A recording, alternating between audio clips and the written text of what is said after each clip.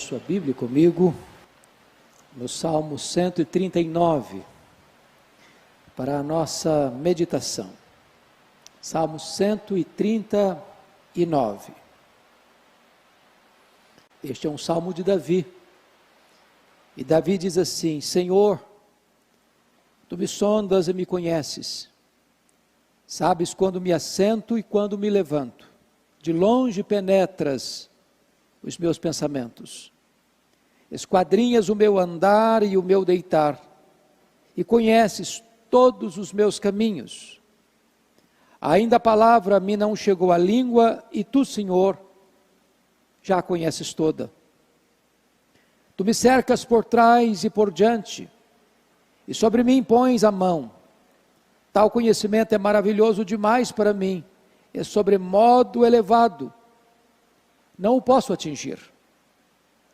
Para onde me ausentarei do teu espírito? Para onde fugirei da tua face? Se suba aos céus, lá estás. Se faço a minha cama no mais profundo abismo, lá estás também. Se tomo as asas da alvorada e me detenho no confim dos mares, ainda lá me haverá de guiar a tua mão e a tua destra me susterá. Se eu digo, as trevas com efeito me encobrirão, e a luz ao redor de mim se fará noite, até as próprias trevas não te serão escuras.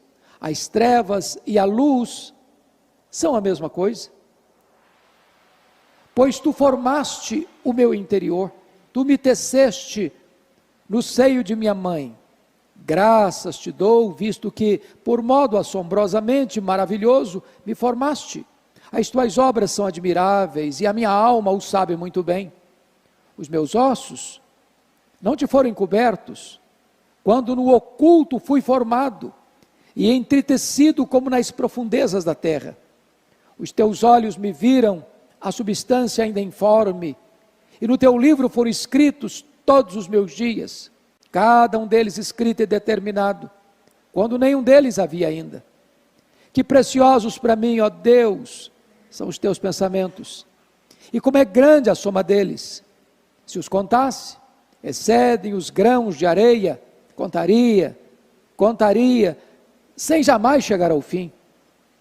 Tomara, ó Deus, desses cabo do perverso, apartai-vos de mim, pois, homens de sangue, pois eles se rebelam insidiosamente contra ti, e como teus inimigos falam malícia.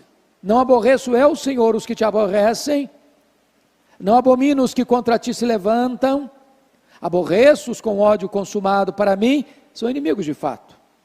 Sonda-me, ó Deus, e conhece o meu coração. Prova-me e conhece os meus pensamentos. Vê se há em mim algum caminho mau e guia-me pelo caminho eterno. Amém. Eu quero pensar com você sobre o seguinte tema: encurralados por Deus. Encurralados por Deus. Este é um salmo de Davi, que retrata de maneira belíssima alguns dos atributos incomunicáveis de Deus. Deus tem atributos que só Ele os possui, e nós nunca tivemos, não temos e jamais teremos, nem mesmo na glória. Só Deus os ostenta, porque são atributos particulares da própria divindade. Só Deus é autoexistente, só Deus é infinito, só Deus é imenso, só Deus é eterno, só Deus é imutável, só Deus é onipotente, só Deus é onipresente, só Deus é onisciente, só Deus é transcendente. Estes atributos são para nós, povo de Deus, lenitivo para a nossa alma, refúgio para o nosso coração, bálsamo para a nossa vida. Entretanto, para o ímpio, para aquele que zomba de Deus, que escarnece de Deus, vira as costas para Deus, e se insurge contra Deus, esses atributos de Deus aterroram e apavoram a sua alma. Então aqui, nesse salmo, eu gostaria que observássemos 4 desses atributos de Deus. 3 deles muito conhecidos de nós: a onisciência de Deus nos versos de 1 a 6, depois a onipresença de Deus dos versos 7 a 12, depois a onipotência de Deus dos versos 13 a 18, e me permita criar um neologismo, eu não sei se esta palavra existe, mas eu gostaria de usá-la nessa perspectiva, dos versos 19 ao verso 24, penso que está tratando aqui da onipureza de Deus, a total pureza de Deus. Então, é sobre estes atributos divinos que eu gostaria de conversar um pouco com você neste momento. Primeiro, dos versos 1 a 6, observemos a onisciência de Deus.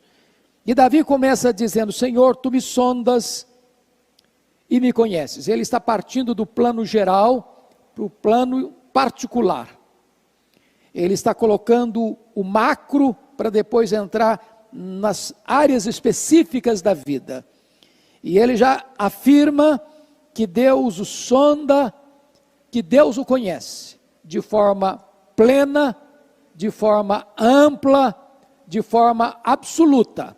Não há nada na vida dele que Deus não conheça. Aliás, Deus nos conhece mais do que nos conhecemos. Nós não nos conhecemos. Alex Carrel, certa feita, escreveu um livro, O Homem, Este Desconhecido. Nós não sabemos quem nós somos.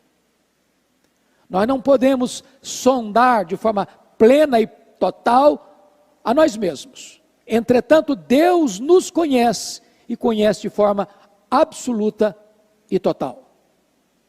Entrando no particular, no verso 2 ele diz: sabes quando me assento e quando me levanto. Ele então mostra que Deus conhece os nossos movimentos. Quando nós nos levantamos para trabalhar. Quando nós nos assentamos para descansar. É bem verdade que você pode trabalhar assentado e descansar de pé, mas o ponto é que Deus conhece toda a sua dinâmica de trabalho, seja levantando e seja ao final se assentando. Deus conhece toda essa trajetória, toda essa dinâmica da sua agenda. Mas mais, o versículo de número 2 nos diz que de longe penetra os meus pensamentos. Bom, diz os entendidos que passam pela nossa cabeça mais de 10 mil pensamentos por dia. E eu estou certo de que se as pessoas que convivem conosco soubessem de tudo quanto nós pensamos, elas se afastariam de nós horrorizadas, escandalizadas. Tem horas que nós ficamos escandalizados com nós mesmos, por pensar determinadas coisas. O que é maravilhoso é que mesmo Deus, conhecendo todos, não alguns, de longe penetras os meus pensamentos. A despeito disso, de penetrar, de diagnosticar, de vasculhar, de perceber, de sondar tudo isso, ainda assim Deus nos ama e não nos escorraça. Este Deus é maravilhoso de fato. Mas em seguida, verso 3, ele diz: esquadrinhas o meu andar e o meu deitar, e conheces todos os meus caminhos. Note você que ele usa uma palavra esquadrinhar. Isso significa que Deus vai fundo, que Deus vai nas últimas consequências, que Ele vai naquelas camadas mais baixas, que nós tentamos guardar as 7 chaves no cadeado, pois até essas coisas mais secretas, mais íntimas, lá do recesso da nossa vida, Deus sabe tudo, o nosso andar, o nosso deitar, e Ele conhece todos os nossos caminhos. Então Deus sabe onde você vai, Deus sabe o que você faz, Deus sabe tudo a seu respeito. Não há nada que você possa esconder desta onisciência plena de Deus a seu respeito. Você está encurralado por Deus. Mas quando chega no verso 4, ele diz algo interessante: ainda a palavra me não chegou à língua, e tu, Senhor, já a conheces toda. Diz os entendidos que quando você profere uma palavra, você já tem 8 palavras engatilhadas no seu consciente. É por isso que você não quebra o seu discurso. É por isso que você não rompe a sua lógica de raciocínio ao falar. Pois Deus conhece até aquelas palavras que ainda não estão no gatilho para serem proferidas. Antes de você proferi-las, Deus já sabe. Então, há muitos discursos que nós não chegamos a proferir e que Deus conhece. Muitas palavras que nós engolimos e Deus as vê jogadas ao ar. Deus conhece o que falamos e Deus conhece o que intencionávamos falar. Ele conhece tudo. Ele sabe tudo. Não há como ter qualquer coisa fora do conhecimento deste Deus que nos encurrala. Então note você, no versículo 5, ele retrata essa forma de Deus nos cercar. Tu me cercas por trás e por diante, e sobre mim pões a mão, e tal conhecimento é maravilhoso demais para mim, é sobremodo elevado, não o posso atingir. Então, você está de fato encurralado por Deus. Ele cerca você pela frente, Ele cerca você por trás, Ele coloca sobre você a sua mão, não tem como escapar, não tem como fugir. Mas se esse Deus é o seu Pai, se esse Deus é a razão da sua alegria, da sua paz, da sua vida, se Ele é o contentamento do seu coração, esse conhecimento não vem para apavorar você, para atormentar você, vem para trazer um grande refrigério para o seu coração. Deus conhece você, e apesar de conhecer você, Ele protege você, apesar de conhecer você, Ele ama você não por aquilo que de bom vem em você, mas Ele ama você não por causa dos seus méritos, mas apesar dos seus deméritos, Ele ama você. Este é o Deus inescapável. Pois bem, depois que ele trata da onisciência de Deus, a partir do verso 7 até o verso 12, ele vai agora abordar um outro atributo incomunicável de Deus, que é a onipresença de Deus. Vejamos.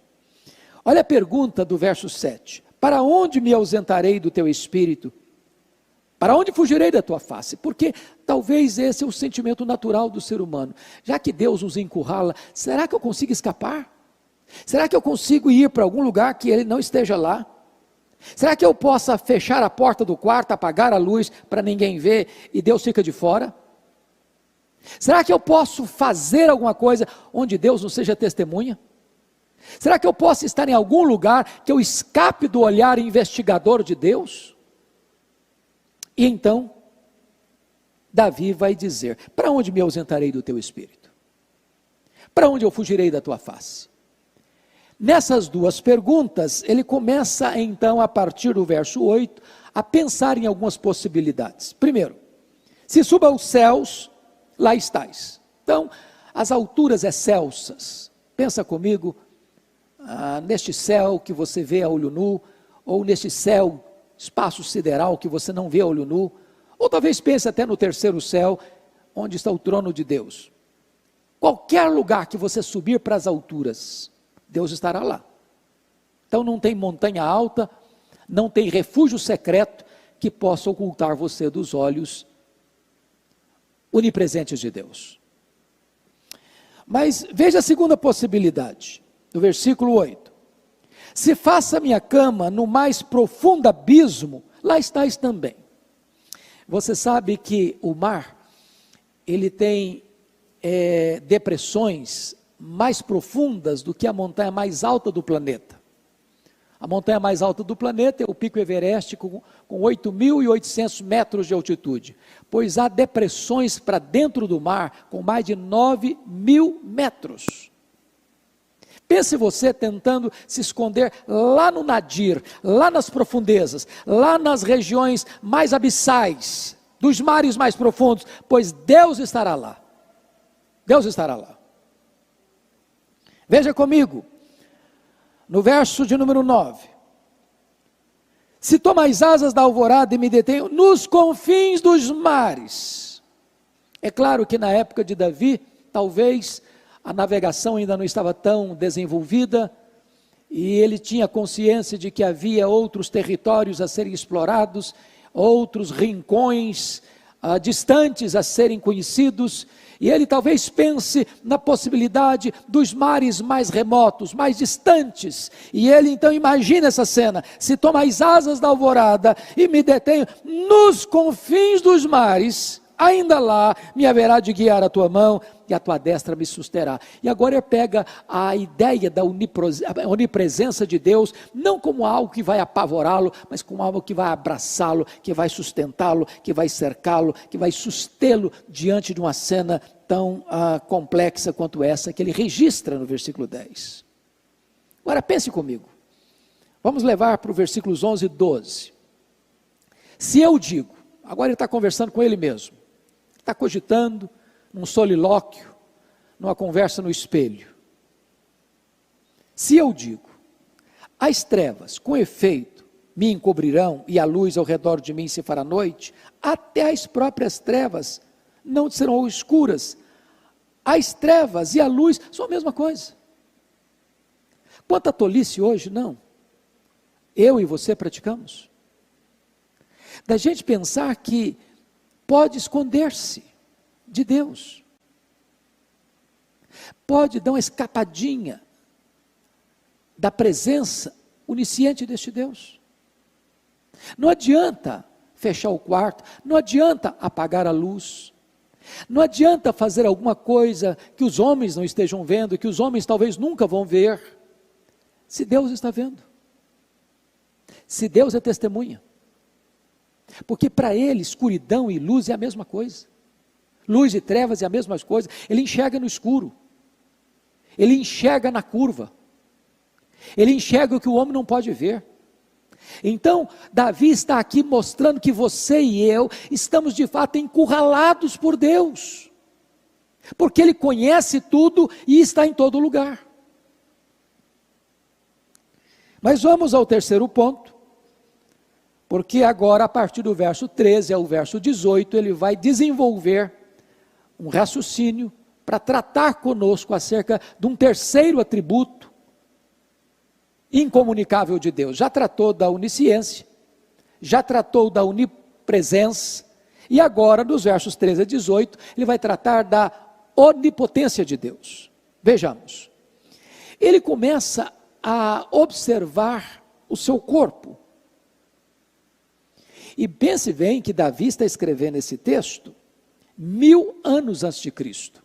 Portanto, eu estou falando que Davi está escrevendo esse texto há mais de 3.000 anos, quando as ciências biológicas não estavam ainda desenvolvidas. E hoje, nós temos muito mais compreensão, talvez científica, do que Davi tinha no seu tempo, e ele escreve isso aqui por revelação de Deus, que conhece o futuro do seu eterno agora, e que é o pai da própria ciência, porque todo saber é uma dádiva de Deus. O homem recebeu de Deus inteligência para pesquisar, para perquirir, para investigar, e esse saber vem de Deus. É por isso que alguém já disse, e eu preciso concordar necessariamente, é que entre a ciência e a Bíblia não há contradição. A Bíblia corretamente interpretada e a ciência corretamente entendida nunca vão entrar em contradição.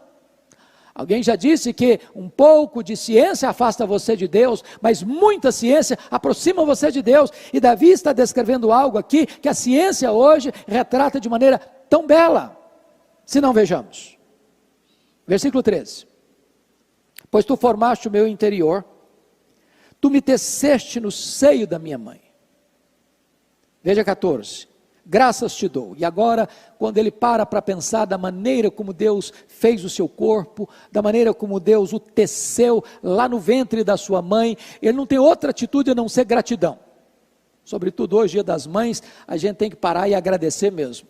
Deus usou a minha mãe, Deus usou a sua mãe para nos trazer ao mundo, e esse milagre da vida se desenvolvendo desde um pontinho que era invisível ao olho humano. Você começou, estava lá naquele pontinho, exatamente toda a potencialidade da sua vida, e Deus foi desenvolvendo este milagre que é você. Você é um milagre de Deus. Graças te dou, verso 14, visto que por modo assombrosamente maravilhoso me formaste. Ele está extasiado, ele está encantado com o milagre da vida, da maneira como Deus o gerou no ventre da sua mãe. E ele diz: visto que por modo assombrosamente maravilhoso me formaste, as tuas obras são admiráveis, e a minha alma o sabe muito bem. Então eu gostaria de dizer a você, que está aí me acompanhando, você não é obra do acaso. Mesmo que seus pais não tenham planejado você, Deus planejou. Você não é resultado de uma evolução, você não veio de uma ameba, nem de um símio, você é obra das mãos do Criador. Você é especial pelo fato de que o seu Criador é o Deus Todo-Poderoso.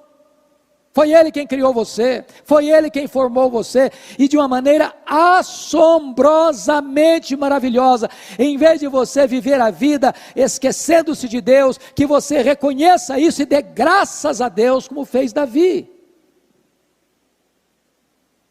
Voltemos os olhos ao verso 15, olha o que ele diz: os meus ossos não te foram encobertos, quando no oculto fui formado e entritecido, como nas profundezas da terra. E ele avança para o verso 16: os teus olhos me viram, a substância ainda informe, e no teu livro foram escritos todos os meus dias, cada um deles escrito e determinado.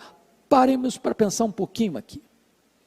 Hoje os legisladores, ou as nossas cortes, discutem aqui, ali, acolá, acerca da questão do aborto. Alguns dizem não, que a vida começa só depois dos 3 meses, e até os 3 meses não tem problema. Outros querem buscar outras alternativas. Entenda uma coisa: a vida começa na concepção. A vida começa na concepção. Davi está se referindo a si mesmo como uma pessoa, mesmo quando era ainda uma substância informe no ventre da sua mãe. Então, esse texto já seria absolutamente suficiente para nós dizermos um não sonoro ao aborto. Precisamos reconhecer que Deus é o autor da vida e só Deus tem autoridade para tirar a vida. Hoje nós podemos compreender um pouquinho melhor o que Davi está aqui dizendo.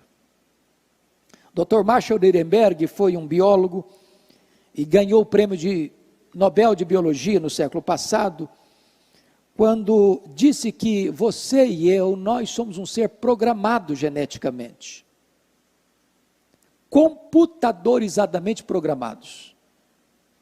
E ele então, lançando-se nessa investigação e nesta pesquisa, ele foi descobrindo algo fantástico. Fantástico. É que você é um ser não só programado geneticamente, mas você é um ser único. Único. Não tem ninguém no mundo igual a você. É como se Deus tivesse feito você e jogado a forma fora. Ele descobriu que você e eu temos cerca de 60 trilhões de células vivas no nosso corpo. E em cada uma dessas células, 1,70 m de fita DNA. onde estão gravados e computadorizados todos os nossos dados genéticos, a cor dos nossos olhos, a cor da nossa pele, o nosso temperamento. É exatamente esta linguagem que Davi está mostrando aqui, de que maneira assombrosamente maravilhosa Deus foi entretecendo você no ventre da sua mãe. Você então é obra-prima da criação de Deus. Quando Davi descreve tudo isto, ele chega no verso 17 extasiado, completamente extasiado. E diz: que preciosos para mim, ó Deus, são os teus pensamentos. E agora começa a pensar nos pensamentos de Deus, nos pensamentos de Deus, nos pensamentos de Deus, e diz assim, no verso 17: e como é grande a soma deles. Eu quero dizer para você que Deus pensou em você antes de criar o mundo. Deus colocou o coração dele em você antes de lançar os fundamentos da terra. Você não é produto do acaso. Então pense sobre esta verdade gloriosa da onisciência de Deus, que escolheu você em Cristo antes da fundação do mundo. Antes dos tempos eternos, Ele já tinha escolhido você para a salvação em Cristo Jesus. Que glória bendita é pensar neste plano de Deus, nesses pensamentos de Deus, nos decretos de Deus, que são eternos, a seu respeito. Ele chega a usar uma linguagem humana no verso 18, falando dos pensamentos grandes de Deus, e diz assim no verso 18: se os contasse, excedem os grãos de areia. Você já tentou contar os grãos de areia? Pegue um dia, lá na praia, quando você tirar um dia de férias, quando voltar aí a quarentena, vai lá e pega, assim, na concha da sua mão, um punhado de areia, leve para casa, leve, bota numa tábua de vidro e tente contar quantos grãos de areia você consegue colocar na concha da sua mão. Pois Davi usa uma linguagem aqui metafórica, figurada, para dizer o seguinte: excedem os grãos de areia. Quantos grãos de areia tem? Quantas estrelas tem? Pois os pensamentos de Deus excedem aos grãos de areia, diz Davi. E ele diz assim: contaria, sem jamais chegar ao fim. É verdade. Você não pode esgotar com a sua mente finita aquele que é eterno e infinito. Então, dito isto, ele agora parte para a conclusão do salmo, da sua reflexão, falando acerca daqueles que, apesar de terem conhecimento de Deus, como diz Paulo em Romanos, não o glorificaram como Deus. Daqueles que tentaram sufocar a verdade, mesmo tendo conhecimento dela. E olha o que ele vai dizer no verso 19: tomar, ó Deus, desses cabo do perverso, apartai-vos de mim, homens de sangue. Eles se rebelam insidiosamente contra ti, e como teus inimigos falam malícia.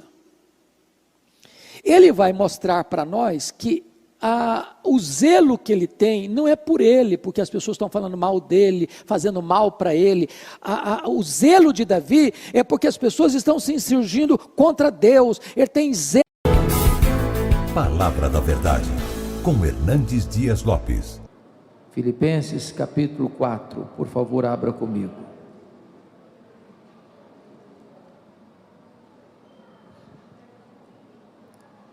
Filipenses 4, verso 4. Eu estou com a versão atualizada, e esta versão diz assim: alegrai-vos sempre no Senhor. Outra vez digo, alegrai-vos. Esta versão diz: regozijai-vos sempre no Senhor. Outra vez digo, regozijai-vos. Eu gostaria que vocês memorizassem comigo a versão que eu estou com ela, repetindo comigo: alegrai-vos sempre no Senhor. Outra vez digo, alegrai-vos. Mais uma vez, alegrai-vos sempre no Senhor. Outra vez digo, alegrai-vos. Amém. Bom, eu gostaria de iniciar pedindo permissão a vocês para lhes fazer uma pergunta. E para lhes fazer uma pergunta pessoal. E eu estou certo de que vocês não gostam de perguntas pessoais. Aliás, nós não gostamos de perguntas pessoais, porque toda pergunta pessoal invade a nossa privacidade, nos coloca contra a parede, e nós não gostamos que ninguém faça assim conosco. Mas eu vou lhe fazer esta pergunta como se nós estivéssemos numa conversa bem particular, e a pergunta é esta: você é uma pessoa feliz? Você é uma pessoa alegre? Bom, não precisa ter muita pressa para responder esta pergunta, porque ela não é tão óbvia como parece. Eu explico. Em 1991, eu estava com a caravana na África do Sul, fazendo uma visita na missão Quacisabando, e a esposa de um irmão nosso perguntou à esposa de um missionário daquela missão assim: você é submissa ao seu marido? Ela deu uma resposta desconcertante. Ela respondeu assim: o que eu posso lhe garantir é que o meu marido me ama, mas se eu sou submissa a ele ou não, essa pergunta não tem que ser feita a mim, tem que ser feita a ele. E eu gostei da resposta. Então deixa eu mudar minha pergunta. Sua mulher pode garantir que você é um homem feliz? Seu marido pode afirmar que você é uma mulher feliz? Por exemplo, lá em Provérbios 31, diz que os filhos da mulher virtuosa se levantaram e disseram assim: mamãe é uma mulher ditosa, mamãe é uma mulher feliz. Seus filhos podem dizer isso a seu respeito? Seus pais podem dizer isso a seu respeito?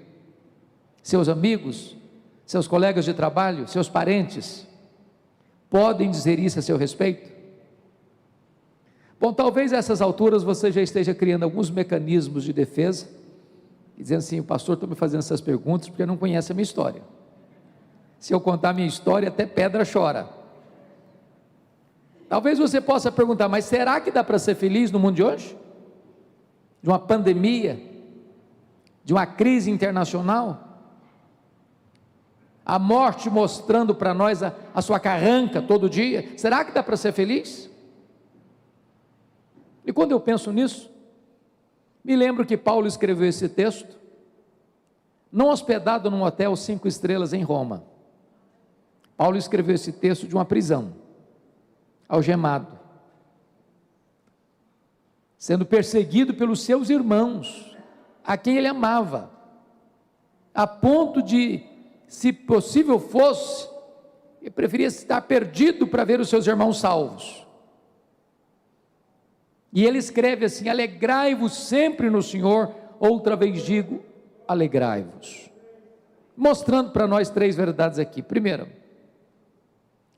a alegria do cristão é uma ordem imperativa de Deus.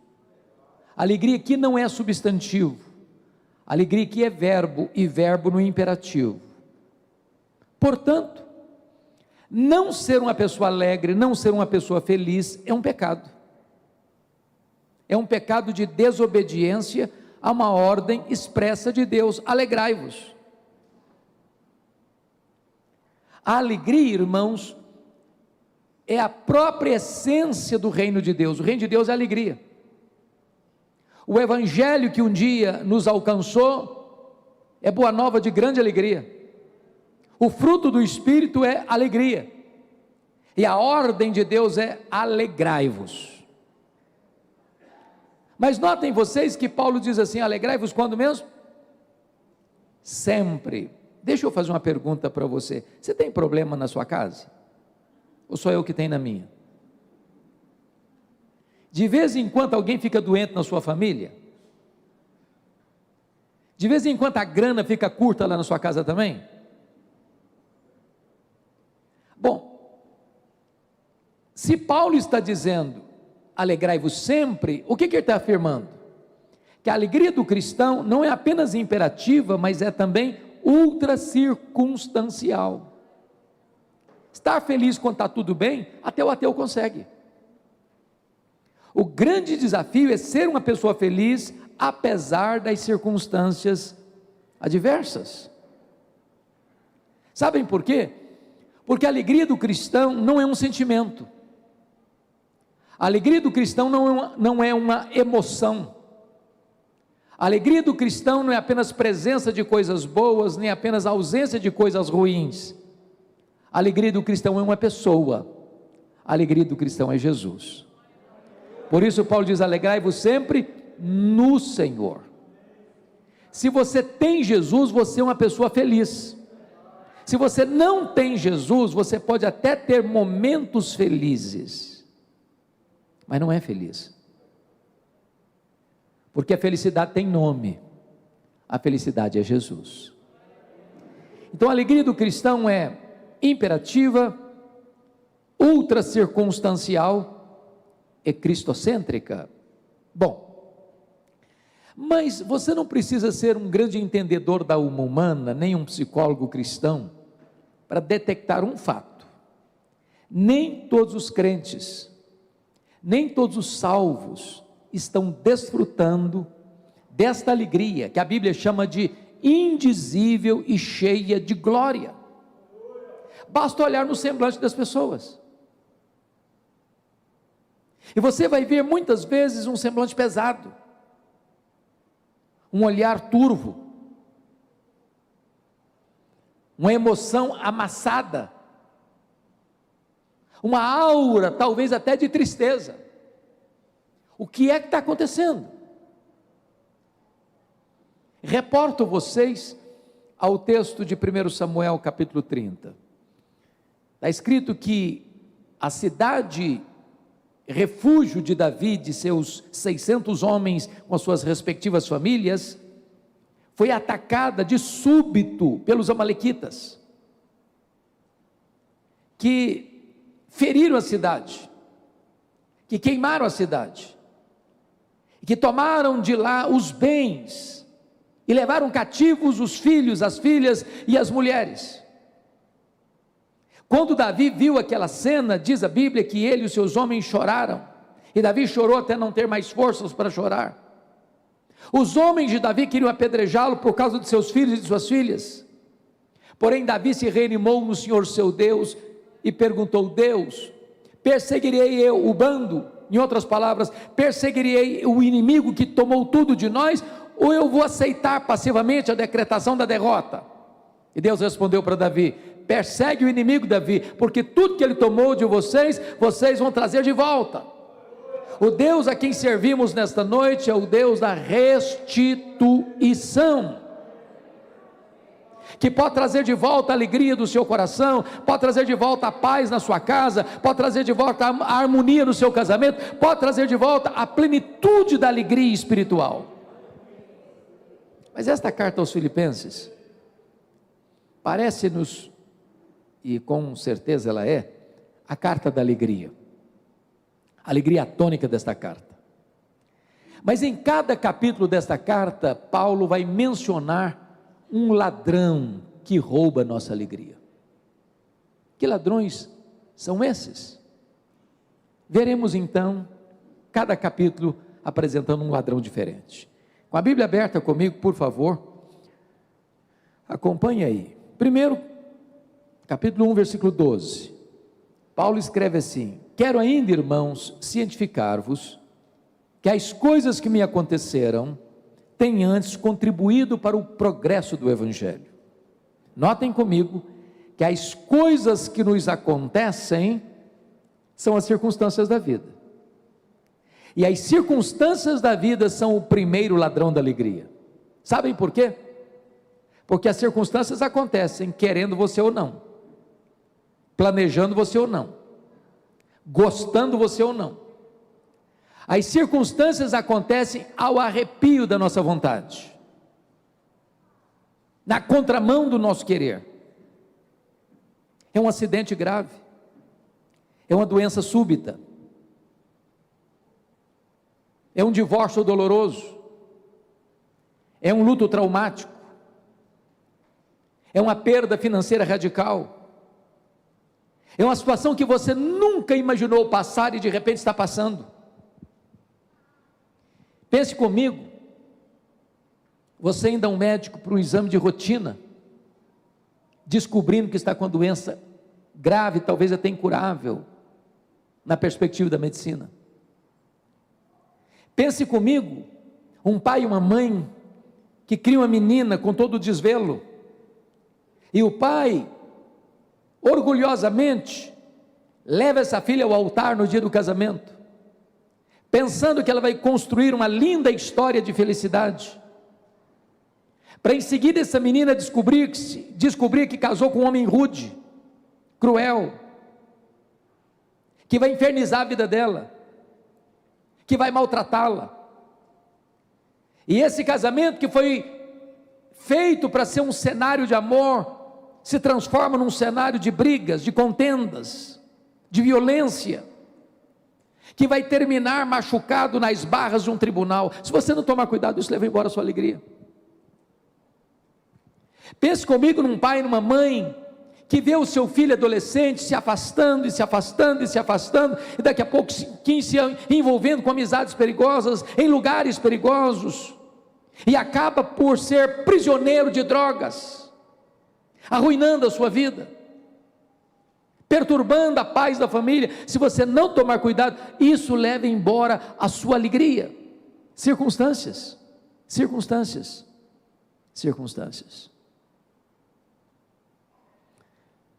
Quando o apóstolo Paulo escreve esta carta, dizendo: meus irmãos, eu quero que vocês saibam que as coisas que me aconteceram têm antes contribuído para o progresso do evangelho, em vez de tirar minha alegria. Eu preciso perguntar para Paulo: que coisas são essas, Paulo? O que aconteceu com você?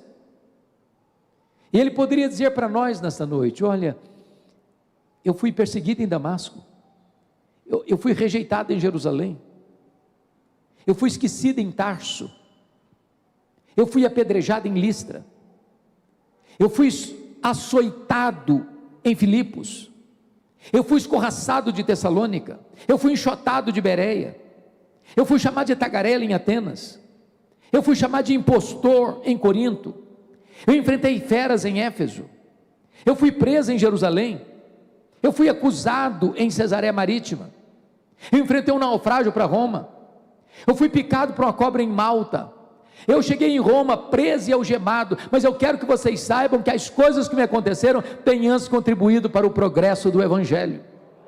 Esse homem não crê em casa, esse homem não crê em sorte, esse homem não crê em olho gordo, esse homem sabe que a mão de Deus dirige o seu destino. Em Filipenses capítulo 1, ele diz que em virtude dessa circunstância carrancuda, 3 coisas aconteceram. Primeiro, a igreja foi mais encorajada a pregar. Quando a igreja de Roma viu Paulo em Roma preso, algemado, e trabalhando mais, e evangelizando mais, e ganhando mais pessoas para Cristo, isso mexeu com o brio da igreja. Isso levou o Ray Stedman, de saudosa memória, a fazer uma afirmação muito curiosa. Ele diz que esse é um dos melhores métodos de crescimento da igreja. Eu pessoalmente não gosto muito dele, mas ele diz assim: você quer ver a igreja crescer? Bote os pastores na cadeia e a igreja crescerá. Porque Paulo estava preso, a igreja se levantou. Segundo, porque Paulo estava preso, ele diz em Filipenses 1 que toda a guarda pretoriana tomou conhecimento das suas cadeias em Cristo. O que significa isso? A guarda pretoriana era a guarda de elite do imperador romano. Eram 16 mil soldados na mais alta patente, de gente que tinha trânsito livre no palácio, que tinha influência política no império. Se Paulo não estivesse preso, ele jamais teria acesso a esta elite de Roma. Olha a providência de Deus. Nero, o imperador da época, não sabia disso, mas é como se Deus tivesse constituído Nero em presidente das missões estrangeiras do império, porque coloca lá dentro do palácio o maior missionário da igreja e diante dele o seu auditório. Paulo ficou 2 anos preso, porque ele era um preso político de certa forma, porque era cidadão romano, embora a acusação fosse religiosa. Tinha que ter um soldado da guarda pretoriana algemado com Paulo o tempo todo, 3 turnos por dia, durante 2 anos. O que Paulo fez? Evangelho neles, evangelho neles, evangelho neles. Depois de 2 anos, toda a guarda pretoriana estava evangelizada. Quando Paulo escreve essa carta aos Filipenses, lá no capítulo 4, verso 22, ele diz assim: os santos vos saúdam, especialmente os da casa de César. Olha que coisa fantástica, porque Paulo estava preso, ele não podia visitar as igrejas. O que ele fez? Começou a escrever cartas, as cartas da primeira prisão, Efésios, Filipenses, Colossenses, Filemon. Se Paulo estivesse solto, muito provavelmente nós não teríamos essas joias preciosas na nossa Bíblia. Então de repente você olha para a sua vida, parece que está tudo de ponta cabeça, mas nessas horas Deus está escrevendo o capítulo mais importante da sua vida. Olhe para as circunstâncias na perspectiva de Deus, olhe dentro dessa visão da soberania de Deus. Deus está trabalhando por você e não contra você. Você pode afirmar: sabemos que todas as coisas cooperam para o bem daqueles que amam a Deus, daqueles que são chamados segundo o seu propósito. Olhe as circunstâncias nessa perspectiva, para que as circunstâncias não roubem a sua alegria. Mas vamos ao segundo ladrão de alegria, capítulo 2, confira comigo, versos 3 a 5, ele diz assim: nada façais por partidarismo ou vanglória, mas por humildade, considerando cada um outro superior a si mesmo, não tem visto o que é propriamente seu, senão também cada qual que é dos outros. Tende em vós o mesmo sentimento que houve também em Cristo Jesus. O segundo ladrão da alegria são as pessoas.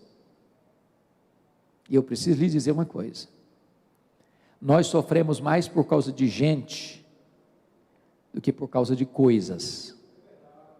As pessoas nos fazem sofrer mais do que as circunstâncias.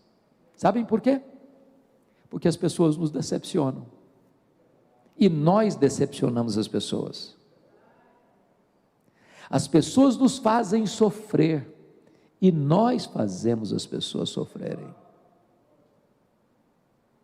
Por isso, eu preciso lhe dizer que não tem vida saudável, não tem casamento saudável, não tem família saudável, não tem igreja saudável sem o exercício do perdão.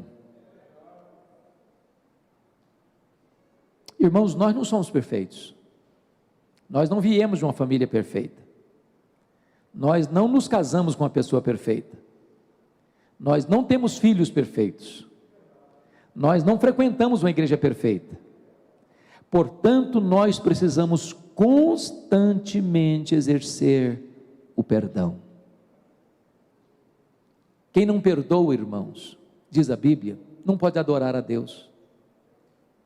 Quem não perdoa não pode trazer oferta ao altar. Quem não perdoa não tem suas orações atendidas. Quem não perdoa, diz a Bíblia, não pode ser perdoado. Quem não perdoa é entregue aos verdugos da consciência, aos flageladores da alma.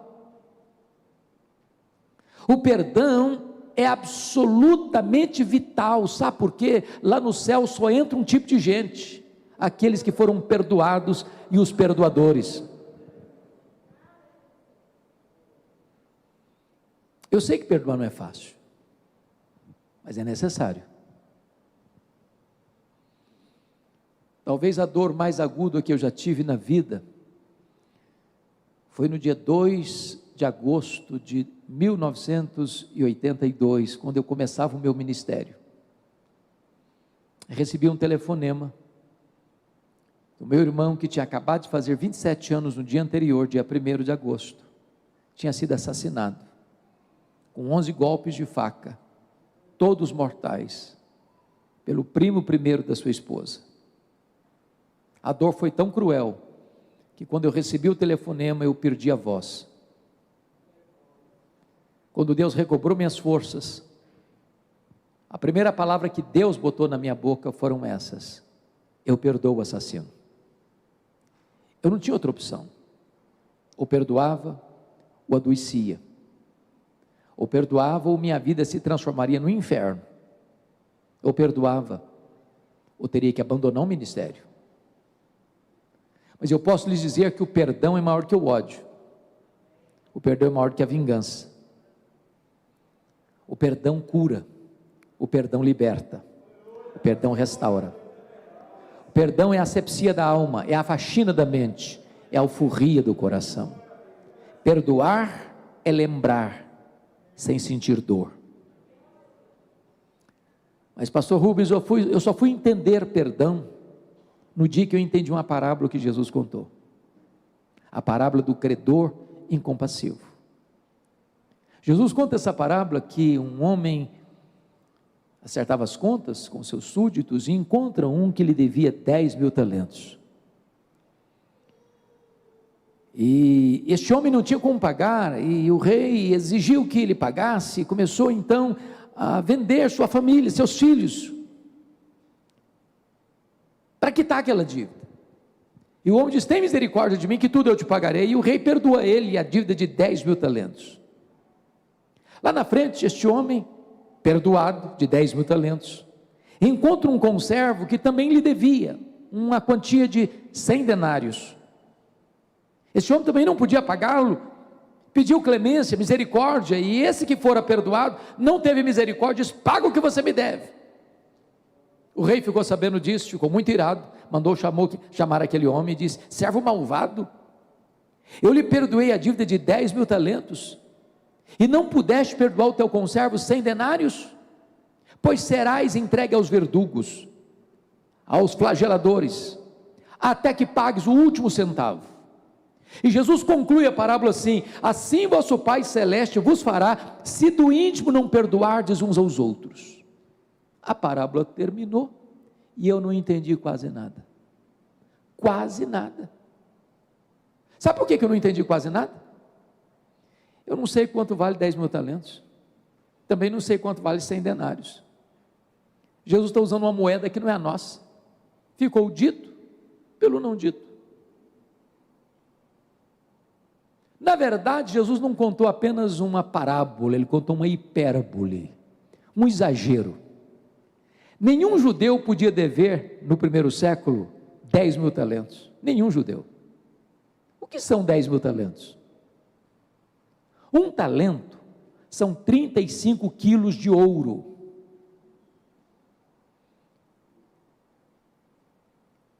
$10.000 talentos são 350.000 quilos de ouro. São 10 caminhões truques lotados de barras de ouro. Para vocês terem uma ideia, todos os impostos da Galileia, Judeia, Pérea, Samaria, durante um ano inteiro, eram 800 talentos. 10.000 talentos eram todos os impostos da nação durante 13 anos. Naquela época o salário de um trabalhador era 1 denário por dia. Para um homem ganhando 1 denário por dia, juntar 10.000 talentos, ele teria que trabalhar 150.000 anos. Conclusão, a dívida era o quê? Impagável. A pergunta é: por que Jesus usa uma cifra tão elevada? Para mostrar para você e para mim que este é o tamanho da nossa dívida com Deus. Ela é impagável, e Deus nos perdoou completamente. Agora, esse homem perdoado de 10.000 talentos encontra alguém que lhe deve 100 denários. O que são 100 denários? 100 dias de serviço. Para quem havia sido perdoado de 150.000 anos, não consegue perdoar 3 meses e 10 dias. Qual a proporção de 10.000 talentos para 100 denários? 10.000 talentos são 600.000 vezes mais do que 100 denários.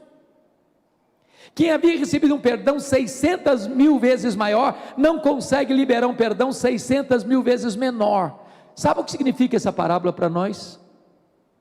Você nunca pode dizer assim: eu não perdoo fulano, eu não perdoo Beltrano, fui muito humilhado, fui muito massacrado, fui muito lesado, fui muito machucado, eu não perdoo. Sabe o que a Bíblia diz? Que você e eu devemos perdoar assim como Deus em Cristo nos perdoou. A igreja de Filipos era uma igreja maravilhosa, portas para fora. Foi a única igreja que se associou com Paulo em dar e receber. Aquela igreja ajudou Paulo quando Paulo estava em Corinto.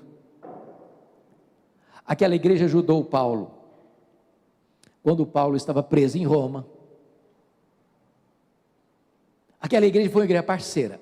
Só que portas para dentro, a igreja de Filipos era um problema.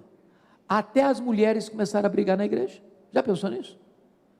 Capítulo 4, verso 2, Paulo diz: rogo a Evódia, rogo a Síntique, pensem com concordamento no Senhor. Quando as líderes da igreja começam a brigar, porque a coisa não está bonita mesmo. Tinha irmãos na igreja que trabalhavam desde que ele aparecesse, vanglória. Tinha outros que até trabalhavam na igreja, desde que o grupinho deles aparecesse, partidarismo. Tinha gente que só pensava nele mesmo. Paulo diz: pensa também no que é do outro. Eu acho que tinha gente dizendo assim para Paulo: Paulo, você que não está aqui, Paulo, tem gente nessa igreja aqui que dá azia em copo de bicarbonato, não dá não. Aí Paulo diz assim: então tende em vós o mesmo sentimento que houve também em Cristo Jesus. Meus amados, nós precisamos tomar uma decisão de resolver as nossas pendências. Sabe por quê? Porque perdoar é uma questão de bom senso. De bom senso.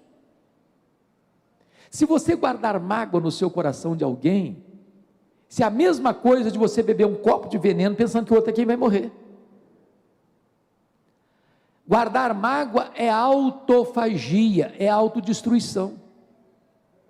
Quando você guarda a mágoa de alguém, você se torna escravo dessa pessoa, ela mantém você num cabresto. Você vai chegar em casa cansado e essa pessoa vai deitar do seu lado e tirar o seu sono, tornar o seu pesadelo. Você vai chegar em casa cansado e com fome, vai sentar à mesa, ela senta do seu lado e tira o seu apetite. Você vai sair de férias com a família, ela pega carona com você e estraga as suas férias. Se você guardar mágoa, você vai conviver 24 horas por dia com quem você menos gostaria de conviver na vida. A única maneira das pessoas não roubarem a sua alegria é você tomar a decisão de perdoar, assim como Deus em Cristo nos perdoou. Mas vamos ao terceiro ladrão da alegria, capítulo 3. Confira comigo aí, versículo 19. Paulo diz assim: o destino deles é a perdição, o Deus deles é o ventre, a glória deles está na sua infâmia, visto que só se preocupam com as coisas terrenas. Eu acho que aqui em Brasília, aqui em Taguatinga, vocês não enfrentam esse ladrão, preocupação com dinheiro, né? Ninguém fica preocupado com dinheiro, né? Dinheiro aqui não é problema, é solução. Mas deixa eu fazer uma perguntinha pessoal. Alguma vez você já discutiu com a sua mulher, com o seu marido, por causa de dinheiro? Alguma vez você já discutiu com seus filhos ou com seus pais por causa de dinheiro? Se você falar para mim assim: pastor, nunca, eu vou duvidar da sua honestidade. Porque as pessoas discutem por dinheiro. Dinheiro é o maior pomo de discórdia nas famílias hoje. As pessoas discutem porque tem dinheiro, porque não tem dinheiro, porque tem muito dinheiro, que não tem dinheiro quase nenhum, sempre discutem. Dinheiro, irmãos, é muito mais do que uma moeda. Dinheiro é um ídolo. Dinheiro é mamon. Por causa do dinheiro, pessoas casam, pessoas descasam. Por causa do dinheiro, pessoas mentem, pessoas corrompem, pessoas são corrompidas. Por causa do dinheiro, as pessoas matam, as pessoas morrem. Por causa do dinheiro, as pessoas vendem alma para o diabo. Paulo diz que algumas pessoas só se preocupam com as coisas terrenas. Elas não vivem. Elas levantam de madrugada, elas vão dormir tarde, elas comem o pão que penosamente granjearam, porque só se preocupam com coisas terrenas. Há pouco tempo, um rapaz muito rico disse assim para mim: pastor, o rico tem 2 problemas. Eu falei: meu filho, só tem 2, é? Eu não sabia. Eu falei: quais são? O primeiro problema do rico é ganhar. O segundo problema do rico é medo de perder. Ele vive a vida inteira nessa loucura. Ele não vive. Nós vivemos hoje numa realidade muito estranha. Não é que é estranha, é a realidade nossa. A gente fala que nós vivemos hoje num mundo globalizado, né? A globalização. Exemplo disso. Todos vocês se lembram que em 2008, o mercado imobiliário americano enfrenta uma crise, uma bolha, né? Os bancos emprestaram mais dinheiro que podiam, de repente a coisa explodiu, e a crise imobiliária americana afetou a economia mundial. Eu sou do estado do Espírito Santo, eu acho que vocês sabem que o estado do Espírito Santo hoje é o maior produtor de granito do mundo. Muitos donos de pedreira quebraram em 2008, porque o mercado imobiliário americano bambiou as pernas. Dá um terremoto lá na bolsa de Singapura, de Tóquio, de Nova York, o tremor chega no seu bolso na hora, porque nós vivemos numa economia globalizada. Hoje, mais de 50% da riqueza do planeta se concentra nas mãos de pouco mais de 100 empresas particulares. Há empresas mais ricas do que nações. A Toyota é mais rica do que a África do Sul. A GM é mais rica do que a Noruega. O Walmart é mais rico do que mais de 100 nações do mundo. O problema é que essas nações querem mais do seu tempo e mais do seu dinheiro. E você tem que entrar nessa corrida frenética, e para você entrar nessa corrida frenética, você tem que consumir mais. Quer um exemplo? Na década de 50, alguns aqui já tinham nascido, nós consumíamos 5 vezes menos do que consumimos hoje. Não éramos menos felizes por isso, não. Ô gente, eu nasci na roça, e eu só tive um brinquedo de plástico comprado em loja, um só. Tudo era feito ali mesmo, no mato, com pau e tal. E eu não tenho trauma. Pasmem vocês, meus pais não precisavam me levar para psicólogo, que nem sabia que existia esse negócio. Hoje um menino ganha um brinquedo, ele brinca longos 5 minutos, encosta no canto, é sucata, que é outro, e se não der, vai para o psicólogo, porque entra em crise. Na década de 70, 70% das famílias dependiam apenas de uma renda para se manter. Hoje, mais de 70% das famílias dependem de 2 rendas, do homem e da mulher, para manter o mesmo padrão. Ou seja, o luxo do ontem tornou-se necessidade do hoje. Por quê? Porque a nossa geração só se preocupa com coisas terrenas.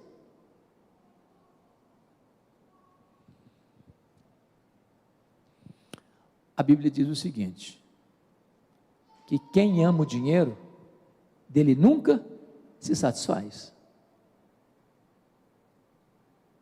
John Rockefeller, que foi o primeiro bilionário do mundo, disse que o homem mais pobre que ele conhecia era o homem que só tinha dinheiro.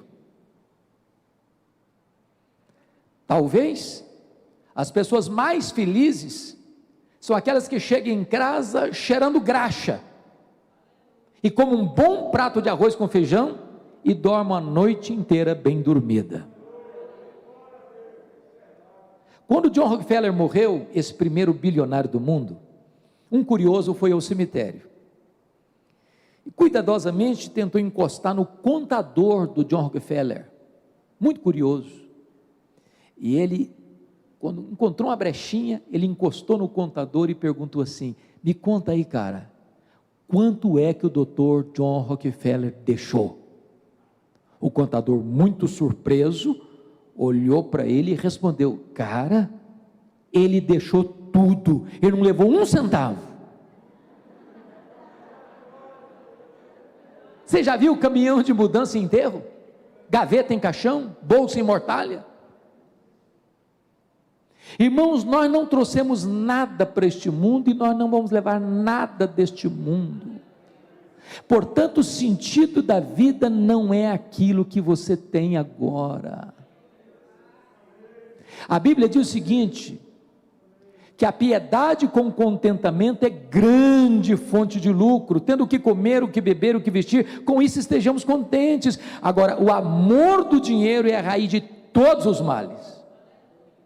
Então não ponha o seu coração no dinheiro como fonte de felicidade, porque muita gente está dizendo que o dinheiro vai trazer felicidade e segurança, pois o dinheiro não traz nem felicidade, nem segurança. A única pessoa que pode fazer você feliz é Jesus, Jesus satisfaz seu coração, Jesus traz felicidade para você, Jesus traz segurança para você, Jesus é a razão da nossa vida. Se você pôr o coração no dinheiro, você nunca vai verdadeiramente ser feliz, porque esse ladrão vai roubar a sua felicidade.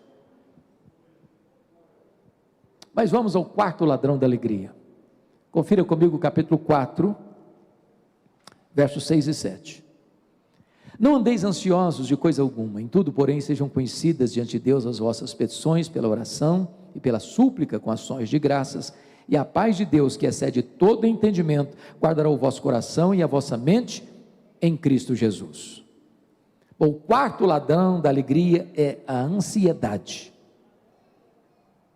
Tem gente ansiosa aqui hoje? Você conhece alguma pessoa ansiosa? Você já viu alguma pessoa ansiosa hoje? Eu tenho certeza, vocês se olharam no espelho antes de vir para cá? Você é daquele tipo de gente que fica roendo as unhas?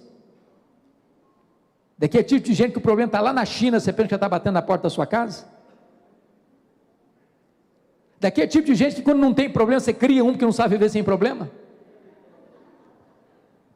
Irmãos, a ansiedade é o mal deste século, atinge pessoas de todos os estratos sociais, de todas as culturas, de todas as raças, de todas as faixas etárias, de todos os credos. Pasmem vocês, até as crianças estão ansiosas hoje. Hollywood fez uma pesquisa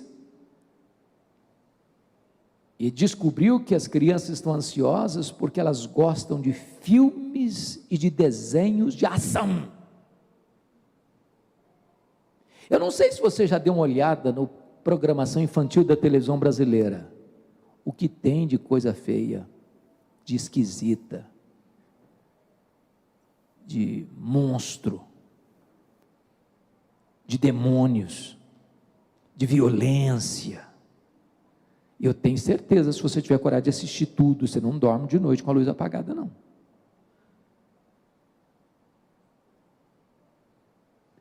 Por outro lado, parece que hoje também a meninada não dá para ser criança hoje mais.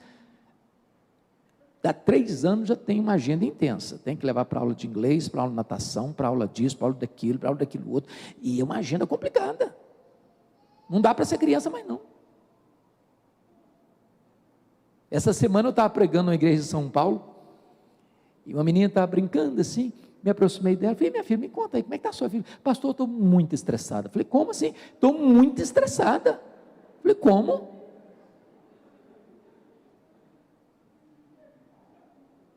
Há pouco dia eu chego na igreja, eu gosto muito de brincar com as crianças, tinha uma menina brincando assim, tranquila, me aproximei dela, falei: filha, que vidona, hein? Ela olhou brava para mim e disse: o senhor é que pensa.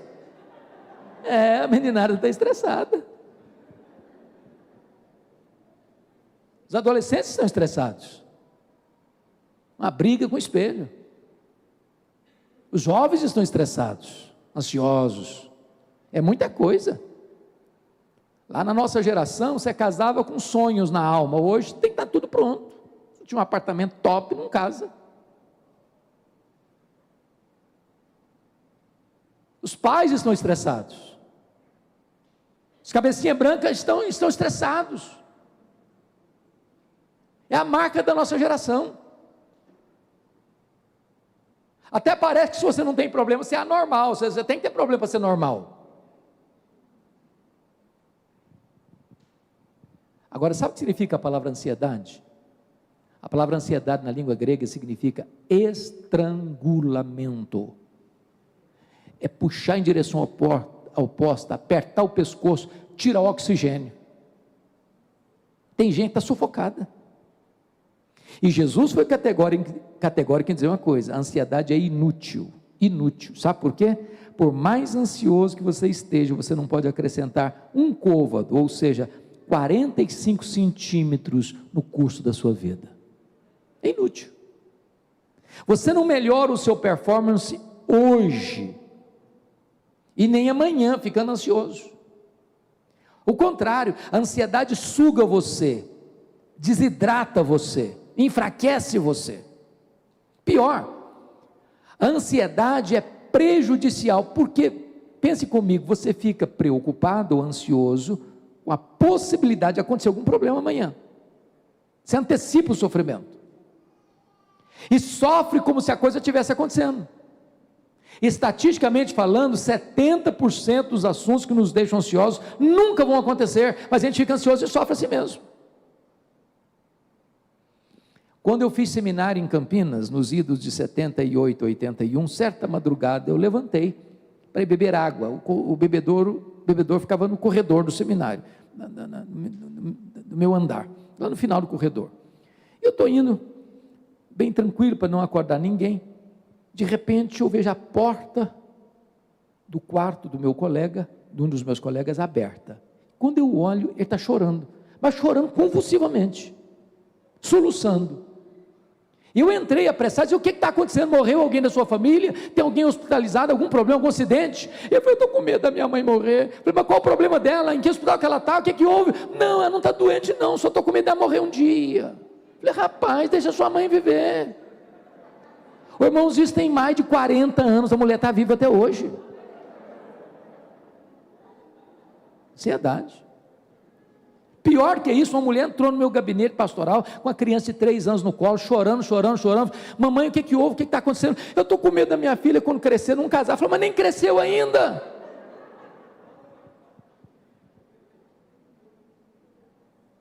Mas pior que isso, Jesus diz que a ansiedade é incredulidade. Os gentios que não conhecem a Deus é que se preocupam com todas essas coisas: que comeremos, que beberemos, com que nos vestiremos. Vós deveis buscar em primeiro lugar o reino de Deus e a sua justiça, e as demais coisas vos serão acrescentadas. Sabe por que a gente fica ansioso? Porque a gente duvida que Deus seja fiel e poderoso e bom para cumprir suas promessas. Deus conhece a sua necessidade, Ele cuida de você. Os pássaros não fiam, não colhem, e Deus atende a necessidade deles. A flor que brota, viceja e floresce e seca de tarde, Jesus diz: nem Salomão em toda a sua glória se vestiu com tanta pompa. Se Deus cuida de pássaros, se Deus cuida de flores, quanto mais Ele cuida de você. Você vale mais do que flores e pássaros. Agora, como é que resolve a ansiedade? Paulo dá o remédio. Não andeis ansiosos de alguma coisa? Não. Não andeis ansiosos de coisa alguma. Em tudo, porém, sejam conhecidas diante de Deus as vossas petições, pela oração, pela súplica, com ações de graças. Então vamos entender uma coisa aqui. A palavra oração aí no grego é a mesma palavra para adoração. Então Paulo está falando de 3 coisas: adoração, petição ou súplica e ações de graças. Então deixa eu lhe fazer uma pergunta. Você sabe qual é a diferença entre adorar a Deus e dar graças a Deus? Você adora a Deus por quem Deus é, e você dá graças a Deus por aquilo que Deus faz. Então Paulo está dizendo que a solução para o problema da ansiedade é você adorar a Deus por quem Deus é, você pedir a Deus porque Ele é seu Pai, e você dá graças a Deus por aquilo que Ele já fez, está fazendo e vai fazer na sua vida. Então preste atenção que agora eu vou atender a orientação de Paulo e vou fazer uma oração de adoração. Você adora a Deus por quem Deus é, e eu chego para Deus e digo: meu Deus, eu quero te adorar, porque Tu és o Deus da minha vida, Tu és o meu Criador, Tu és o meu provedor, Tu és o meu Redentor, Tu és o meu protetor. Eu quero te adorar porque Tu és bom, porque Tu és fiel, porque Tu és justo, porque Tu és misericordioso. Eu quero te adorar porque Tu és o Deus autoexistente, porque Tu és o Deus infinito, porque Tu és o Deus imenso, porque Tu és o Deus eterno, porque Tu és o Deus imutável. Eu quero te adorar porque Tu és o Deus onipresente, porque Tu és o Deus onipotente, porque Tu és o Deus onisciente, porque Tu és o Deus transcendente, porque Tu és soberano. Eu quero te adorar porque Tu és a minha alegria, porque Tu és a minha paz, porque Tu és a minha justiça, porque Tu és a minha recompensa. Eu quero te adorar porque Tu és o meu pastor, porque Tu és a minha fortaleza, o meu refúgio, a minha esperança. Eu quero te louvar porque Tu és o meu Deus, a razão da minha vida, em nome de Jesus, amém. Aí eu termino essa oração e digo assim para Deus: oh Deus, mas eu estou tão ansioso. Não combina mais. Não combina mais. Ou você retira a oração, ou retira a ansiedade. Sabe por que nós ficamos ansiosos? Porque nós não temos parado para adorar a Deus, reconhecendo quão grande Ele é. Quem é o seu Deus? Qual o tamanho do seu Deus? Quanto pode o seu Deus? O profeta Isaías diz que Ele é o Deus que mede as águas na concha da sua mão, que pesa o pó das montanhas em balança de precisão, que mede os céus a palmos, que espalha as estrelas no firmamento, e por ser grande em força e em poder, quando a chama pelo nome, nenhuma só delas vinha a faltar. Aquele que olha para as grandes potências econômicas e militares da terra e considera todas essas nações como um pingo que cai num balde, como um pó numa balança de precisão. Este é o seu Deus, este é o seu Pai. Não ande ansioso. Quando você compreende quão grande é Deus, quando você compreende que este Deus é seu Pai, quando você entende que Ele já tem feito tanta coisa boa por você. Tem gente que está reclamando. Para um pouquinho só aqui comigo. Quanto vale seus olhos? Quanto vale o fato de você escutar? Quanto vale o fato de você ter pernas que se movimentam? Quanto vale o fato de você ter um cérebro que funciona, que concatena as ideias? Quanto vale o fato de você ter rins que filtram o seu sangue e tiram as impurezas do seu corpo? Quanto vale o fato de você ter um corpo que tem sentidos? Você olha, você enxerga, você ouve, você toca, e você olha os alimentos, eles são bonitos, e eles são saborosos, e você distingue os sabores, e você ingere os alimentos, e eles se processam ali dentro, para se tornar vigor para o seu corpo. Quanto vale isso? Quanto vale o ar que você não paga para respirar, e sem ele você morre? Quanto vale? Pare de murmurar, pare de reclamar da vida, comece a dar graças a Deus, por tanta coisa boa que Deus tem dado a você. Deus tem dado vida, Deus tem dado saúde, Deus tem dado provisão, Deus tem dado pão sobre a sua casa, Deus tem lhe dado uma casa, Deus tem lhe dado um abrigo, Deus tem lhe dado uma família, Deus tem lhe dado amigos, Deus tem lhe dado a igreja, Deus tem lhe dado a salvação. Agradeça a Deus. E quando você começa a adorar a Deus, e quando você começa a dar graças a Deus, não tem mais espaço para ansiedade. Sabe por quê? Porque Paulo diz: a paz de Deus, que excede todo entendimento, guardará o vosso coração e a vossa mente em Cristo Jesus. Essa palavra guardará no grego é montar guarda, montar sentinela. É como se Deus viesse e botasse uma soldadesca celestial ao redor da sua cabeça e do seu coração. Sabe por quê? Porque a ansiedade é um pensamento errado e um sentimento errado. Então Deus guarda a sua cabeça e guarda o seu coração, guarda a sua razão e guarda a sua emoção. Quando a ansiedade quer entrar, não consegue mais, porque ela está blindada, a sua mente blindada, o seu coração blindado, com a paz de Deus que excede todo o entendimento. Mas eu vou terminar. Quando eu era criança, pastor Rubens, eu escutei a seguinte frase: o propósito de Deus na sua vida é fazer você santo, e não fazer você feliz. A frase não desceu redondo não, cheio de quina.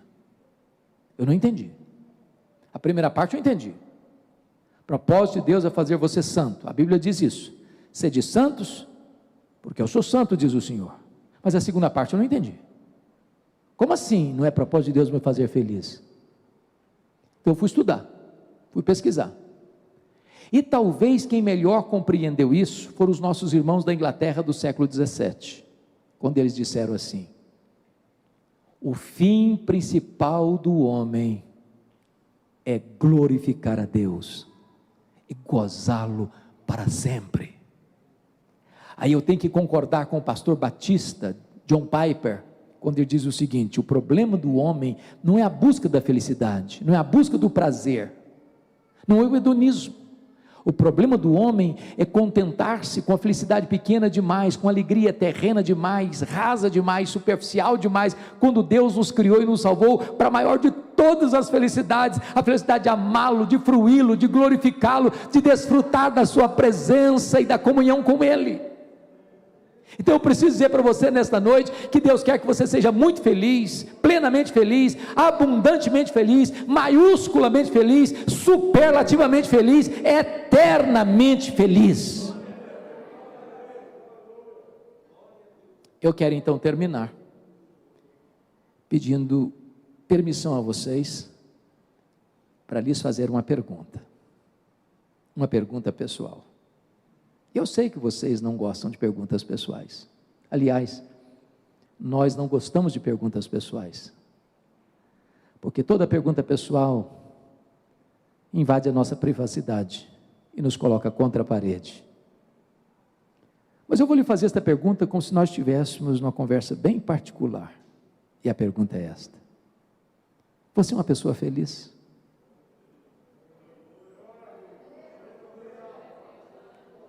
Que Deus nos ajude a dar essa resposta nesta noite. Amém.